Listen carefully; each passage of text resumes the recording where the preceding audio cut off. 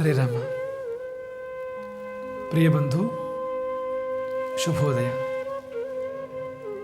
ಒಬ್ಬ ಕಡು ಲೋಭಿ, ಇನ್ನೊಬ್ಬ ಕೊಡುಗೈ ದಾನಿ, ಇಬ್ಬರೂ ಒಂದೇ ಊರಲ್ಲಿದ್ದರು. ಲೋಭಿ ಹೊಟ್ಟೆ ಬಟ್ಟೆ ಕಟ್ಟಿ ಒಳ್ಳೆ ಊಟನೂ ಮಾಡಿದೆ, ಒಳ್ಳೆ ಬಟ್ಟೆನೂ ತೊಡೆದೆ, ಹಣನ ಕೂಡಿಡ್ತಾ ಇದ್ದ. ಕೂಡಿಟ್ಟ ಹಣವನ್ನು ಚಿನ್ನದ ರೂಪಕ್ಕೆ ಪರಿವರ್ತನೆ ಮಾಡಿ ಊರು ಹೊರಗೆ ಕಾಡಿನಲ್ಲಿ ಒಂದು ನಿರ್ದಿಷ್ಟವಾದ ಮರದ ಕೆಳಗೆ ಹೂತಿಡ್ತಾ ಇದ್ದ. ಆಗಾಗ ಹೋಗಿ ಅದನ್ನು ನೋಡಿ ಸಂತೋಷ ಪಡ್ತಾ ಇದ್ದ.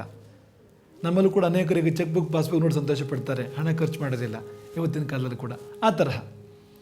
ಆ ಕಡೆ ಕೊಡುಗೈ ದಾನಿ, ಆತನಿಗೆ ಕೊಡೋದೇ ಅಭ್ಯಾಸ, ಕೊಡದಿದ್ರೆ ಸಮಾಧಾನ ಇಲ್ಲ, ತಿಂದ ಊಟ ಮೈಗೆ ಹತ್ತೋದಿಲ್ಲ. ಹಾಗಾಗಿ ಆತ ಉದಾರವಾಗಿ ದಾನ ಮಾಡ್ತಾ ಬರ್ತಾನೆ. ಒಂದು ದಿನ ದಾನಿಯ ಕೈ ಖಾಲಿ ಆಯಿತು. ಎಲ್ಲವನ್ನೂ ಆತ ದಾನ ಮಾಡಿ ಮುಗಿಸ್ಬಿಟ್ಟ. ಪ್ರಶ್ನಾರ್ಥಕ ಚಿಹ್ನೆ, ನಾಳೆಗೆ ಏನು? ಹಣ ಇಲ್ಲ ಅಂತ ಅದನಿಗೆ ವ್ಯಥೆ ಇಲ್ಲ, ಆದರೆ ನಾಳೆ ಎಂದಿನಂತೆ ದೀನರೋ ದುರ್ಬಲರೋ ಬಂದು ಬೇಡಿದರೆ ಕೊಡ್ಲಿಕ್ಕೇನಿಲ್ವಲ್ಲ ಅಂತ, ಕೊಡ್ಲಿಕ್ಕೇನಿಲ್ಲ ಅನ್ನೋ ದುಃಖ ಅವನಿಗೆ. ಬದುಕು ಶೂನ್ಯ ಅಂತ ಅನ್ನಿಸ್ತು, ದಾನ ಇಲ್ಲದೇ ಇರೋ ಬದುಕು. ಆತ ಕಾಡಿಗೆ ಹೋಗ್ತಾನೆ, ನೇಣು ಹಾಕ್ಕೊಳ್ಬೇಕು ಅಂತ.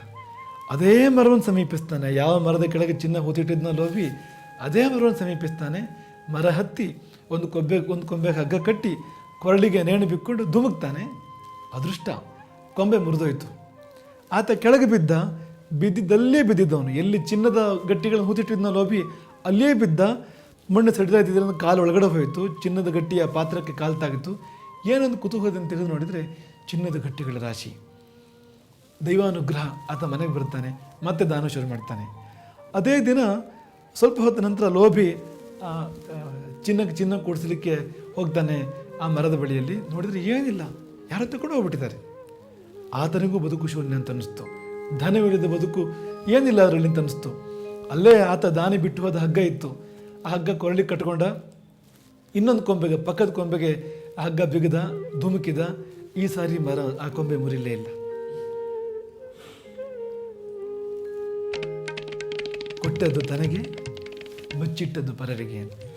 ಬಾವಿಲಿ ನೀರನ್ನು ತೆಗಿತಾ ಇದ್ದರೆ ಹೊಸ ನೀರು ಬರ್ತಾ ಇರುತ್ತೆ, ನೀರು ಚೆನ್ನಾಗೂ ಇರುತ್ತೆ. ತೆಗೆದಿದ್ರೆ ಬಾವಿ ತುಂಬಿಡೋದಿಲ್ಲ, ಕೊಳೆತ ಹಾಳಾಗತ್ತೆ. ಹಾಗೆಯೇ ಸಂಪತ್ತು ಹರಿತಾ ಇದ್ದರೆ ಶುದ್ಧವಾಗಿರುತ್ತೆ, ಮತ್ತೆ ಬರ್ತಾ ಇರುತ್ತೆ. ಕುಟ್ಟವನಿಗೂ ಸಂತೋಷ ಆಗುತ್ತೆ ಈ ಭಗವಂತನಿಗೆ. ಹಾಗೆ ಮಾಡದೇ ಇದ್ದರೆ ಅದೆಲ್ಲ ಕೊಳೆತ ನಾರುತ್ತೆ ಇದು. ಹಾಗಾಗಿ ಸಂಪತ್ತನ್ನು ತಾನೂ ಅನುಭವಿಸ್ತಾ ಇದ್ದರೆ, ಬೇರೆಯವ್ರಿಗೂ ಕೊಡದೇ ಇದ್ದರೆ ಕೊಟ್ಟವನ ಆಗ್ರಹಕ್ಕೆ ಪಾತ್ರರಾಗ್ತೀವಿ. ಇದ್ದಿದ್ದು ಹೋಗುತ್ತೆ, ಮತ್ತೆ ಬರಲ್ಲ. ನಾವು ಹಾಗಾಗೋದು ಬೇಡ. ನಾವು ಕೊಡುಗೈ ದಾನಿಗಳಾಗೋಣ. ನಮ್ಮ ಸಂಪತ್ತು ಹರಿಯುವ ನೀರಾಗಲಿ, ಆ ಸಂಪತ್ತು ಲಕ್ಷ್ಮಿ ಆಗುತ್ತೆ, ನಾರಾಯಣನ ವಲ್ಲಭೆ ಆಗುತ್ತೆ. ಅಂಥ ಬದುಕು ನಮ್ಮದಾಗಲಿ, ಸಂಪನ್ನ ಸಮೃದ್ಧ ದಾನಶೀಲ ಬದುಕು ನಮ್ಮದಾಗಲಿ. ಹರೇ ರಾಮ.